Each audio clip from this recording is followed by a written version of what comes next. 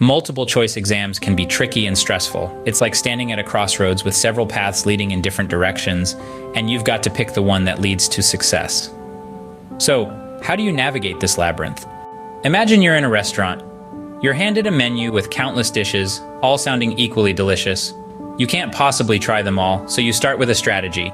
You narrow down your choices based on your preferences, maybe even take a peek at what the people at the next table are having. Similarly, when faced with a multiple choice exam, you've got to have a strategy. First, read through all the options before choosing an answer. Too often, people jump at the first correct answer they see, only to find a more correct answer further down. It's like picking a dish from the top of the menu, only to find your favorite dish listed at the bottom. Second strategy, process of elimination. Just like you'd rule out dishes you're allergic to or simply don't like, eliminate the clearly wrong answers first. This narrows down your choices and increases your chances of picking the right answer. Thirdly, use the cover-up strategy. Before even reading the options, try answering the question on your own. Then uncover the options and see which one matches your answer.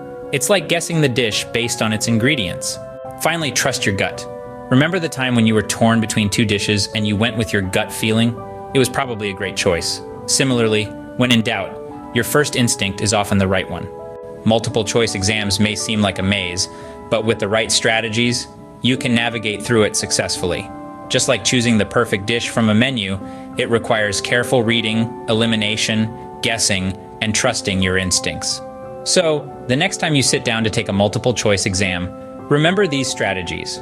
Approach it like you would a restaurant menu, and you might find that the right answers aren't as elusive as they seem, because after all, it's not just about choosing the right answer. It's about understanding how to make the right choice. Remember, everyone has their own strategy. What works for some may not work for others.